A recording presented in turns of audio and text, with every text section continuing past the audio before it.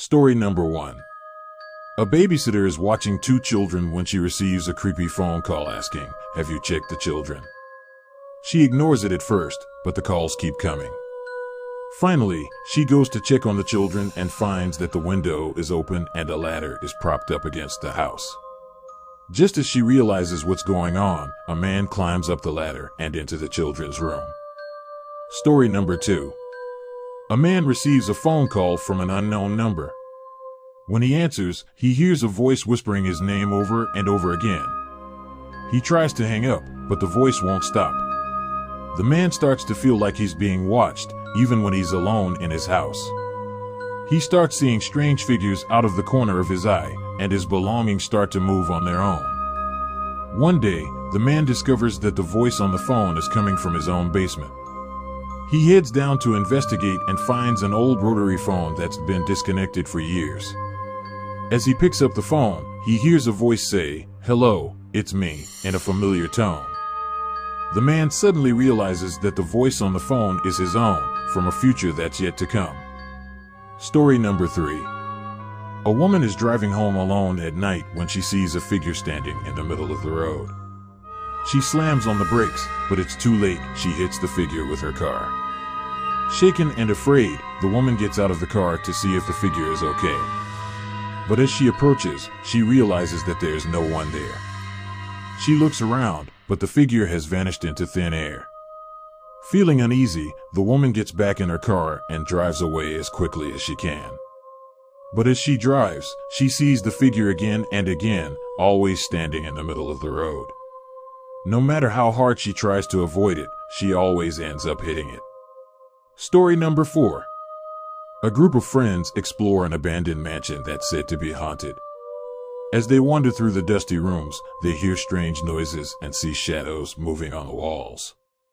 One of the friends, a skeptic, decides to spend the night in the mansion alone. As the night wears on, he hears footsteps and whispers coming from the shadows, and his flashlight keeps flickering on and off.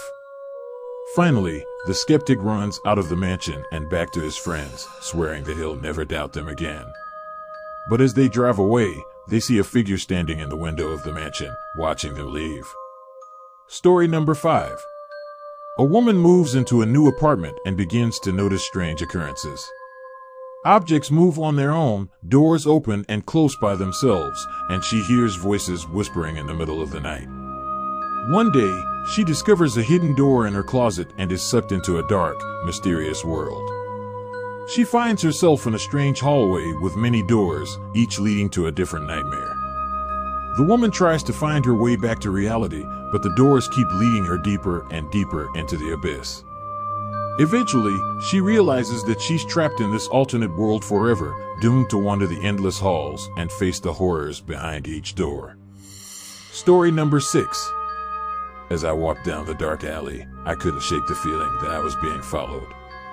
Every step I took seemed to be matched by a sound behind me, but every time I turned around, there was no one there. Just as I started to pick up my pace, I felt a hand on my shoulder. I turned around to see a figure in a dark hooded cloak, their face hidden in shadows. Before I could even scream, they whispered in a cold voice, "You shouldn't have come here," and plunged a knife into my chest. As my life began to slip away, I realized that I had made a grave mistake by walking down that alley alone at night. Story number 7.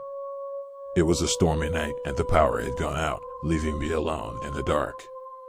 As I lit a candle and sat down to read a book, I heard a strange scratching sound coming from the window. I got up to investigate, and that's when I saw them two glowing red eyes staring back at me through the glass. I tried to run, but the figure outside moved too quickly, and before I knew it, it had smashed through the window and was standing right in front of me. It was a creature unlike any I had ever seen, with long arms and razor-sharp claws. I knew then that I was going to die. Story number 8. I had always been fascinated by the abandoned mansion on the edge of town. One day, I decided to explore it for myself. As I walked through the dusty rooms, I couldn't shake the feeling that I was being watched. Suddenly, I heard a sound coming from upstairs. As I climbed the stairs, the floorboards creaking under my weight, I saw a figure standing at the end of the hall. It was a woman in a white dress, her long black hair falling over her face. Before I could even say a word, she vanished into thin air. I knew then that I had stumbled upon a haunted house. Story number 9. I always loved hiking in the woods, but today's hike was different. As I walked deeper into the forest, I realized that I had lost my way. Panic set in as I realized I had no idea how to get back to civilization. Just as I was about to give up hope, I saw a cabin in the distance. Relieved, I walked towards it, but as I got closer, I could see that something wasn't right. The windows were boarded up, and the door was covered in scratches. Against my better judgment, I pushed the door open and was met with a putrid smell. Inside, I saw what looked like human bones scattered on the floor. It was then that I realized I wasn't alone in the woods. Story number 10. It was a typical night at home with my dog curled up at my feet. Suddenly, he started growling at the glass sliding door leading to the backyard. I tried to calm him down, but he refused to stop. As I got up to investigate, I saw a figure standing in the shadows just beyond the door. It was a man with a twisted grin on his face. Before I could even reach for the phone, he disappeared into the night. I never felt safe in my own home again.